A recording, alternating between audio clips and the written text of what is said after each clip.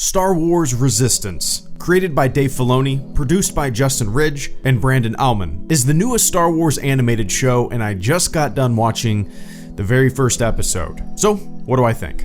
The more the episode progressed, the more I liked it. The opening scene didn't do much for me. I felt like the dogfight left a lot to be desired in terms of pace and action and whatnot, but once Poe met Kaz face to face, once he and Kaz went to the planet Castillon and boarded the giant floating refueling station known as Colossus, I started to really enjoy the show, especially the world building aspect. To me, that's this first episode's strongest suit. Yes, it does a good job introducing characters and seeing how everyone will mesh together and where everyone stands, which is also a part of world building, obviously, but I thought the world building in terms of location and setting was fantastic.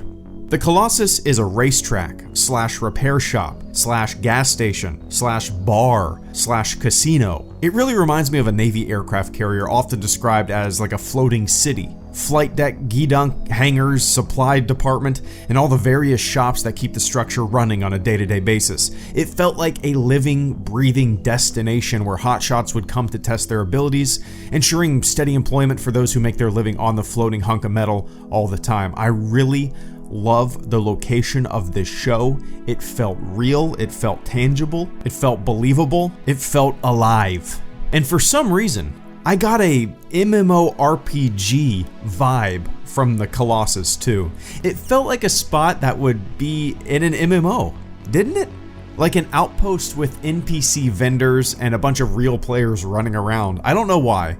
It probably sounds goofy, but it really did give me a MMORPG kind of feeling. I was worried that Kaz was going to be a complete spaz. The trailers definitely made it seem like he was gonna be, I thought, but his spazziness and immaturity was a hell of a lot less than I was expecting.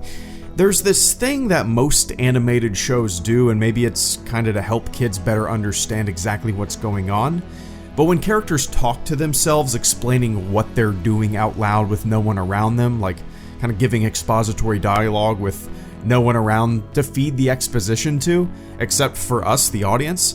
I mean, Rebels did this, Clone Wars did this. I think I talked about this in a few episodes of the Clone Wars that were Ahsoka heavy when she was younger and early on in the show. It can come off as super goofy. Kaz did this a few times, but I'm guessing as the show progresses, episode to episode, the silliness will kind of start to subside a bit. Hell, it's already a lot less than I was expecting, but that's kind of how Rebels and Clone Wars were too. Not everyone liked Ahsoka when she first popped up on the Star Wars radar 10 years ago in 2008, but she grew, as people do, and became a fan favorite. Kaz will certainly mature, and I can see him becoming a fan favorite as well. I like Kaz as a character. He's empathetic, cocky, and almost kind of ashamed of being humble. In a way. As he said in the episode, his dad has done everything for him growing up, everything in his life his dad has done for them, and now he's trying to make his own way, make his own decisions. I hope that's explored a little bit more in the show, the parent-child relationship, and what parents want for their child kind of butting heads and clashing with what their child wants for themselves. There's definitely something interesting to explore there. The humor in the episode, all around, was a lot better than I was expecting. It never felt forced to me. It never felt overly silly. The gags that were attempted worked pretty well. My favorite one, and it kind of set up the entire episode at a certain point, was when Kaz said he was the best pilot in the galaxy or something, and Niko, this alien who takes everything literally and doesn't seem to understand hyperbole, exaggerations, or the concepts of lying and sarcasm, goes around telling everyone on the Colossus that Kaz is the best pilot in the galaxy. There's a montage of people spreading this gossip on the ship like a kind of a game of telephone back in the day. It gets more and more outlandish as the news spreads from person to person, and by the end, Kaz is the best pilot ever and has won races galore and is unbeatable.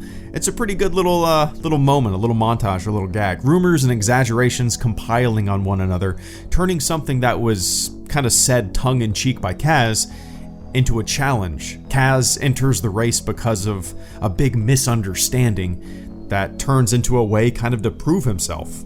So at the beginning, Poe recruits Kaz into the Resistance as a spy. Originally, Kaz was a pilot for the New Republic. Poe tells Kaz to monitor the activities of people on the Colossus and see who is loyal to the Republic and who seems to be in favor of the First Order. I like this, and I hope it remains the main focus, objective and story-wise, of the first season. It's small in scope, which I like, and if I had to guess, Kaz will become friends with a lot of folks on the Colossus, and maybe his best bud or someone really close to him in his group of friends will turn out to be a First Order spy or informant or something like that, a First Order sympathizer. So maybe there'll be like a tug of war in Kaz's head and heart, whether he can kind of out his pal for being a member of the opposing force. That's my guess. We'll see, but I think that would be pretty interesting. I've heard a lot of complaints about the animation style. I personally like it. It reminds me of Borderlands meets Titan AE meets A Scanner Darkly meets F-Zero meets Star Fox meets Zelda Wind Waker. It's a clean and sleek style, bright pastels and subtle shading.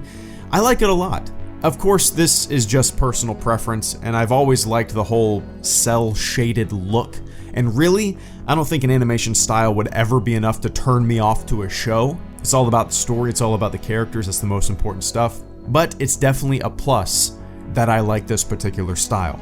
Niko seems to be the comic relief character, and instead of a bumbling sidekick or clumsy pratfalls feeding the humor, he has something a lot more interesting. Niko, as I said earlier, is an alien who seems unable to grasp a lot of the underlying meanings of speech. He takes everything literally. He doesn't understand sarcasm or exaggerations. He doesn't seem to be able to read inflection or tone or context or meaning.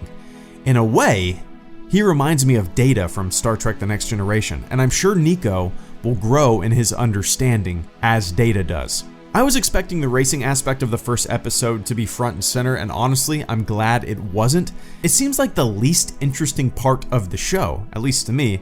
Kaz was able to pick his opponent for the race. He picked the youngest ace pilot out of the 5, and that pilot just happened to be Captain Doza's daughter, who happens to be the captain of the entire Colossus.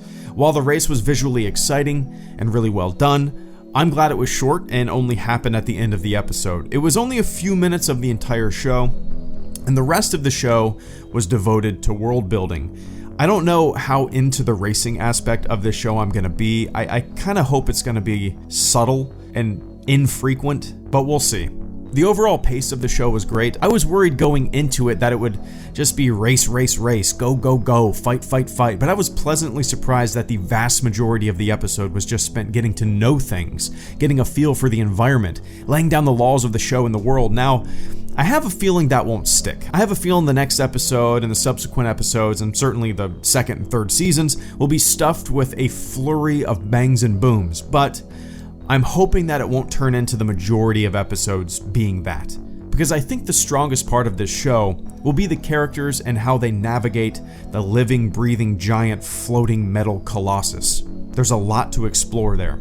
Star Wars Resistance is way better than I was expecting. I had pretty low expectations. That's not because I thought the trailer looked dumb or anything like that. I just didn't have much of a desire to watch another Star Wars animated show.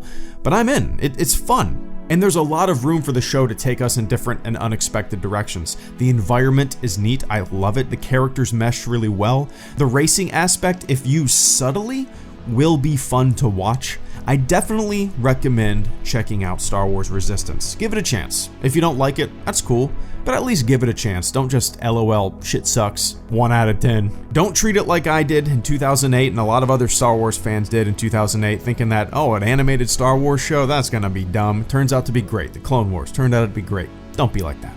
The response to Resistance has been pretty damn positive. Like I said, Resistance was way better than I was expecting. The humor is subtle. It's not the wacky, over-the-top silly show I was worried it was going to be. There's a lot of room for the show to grow, and I'm excited to go along for the ride. HelloGreedo, out.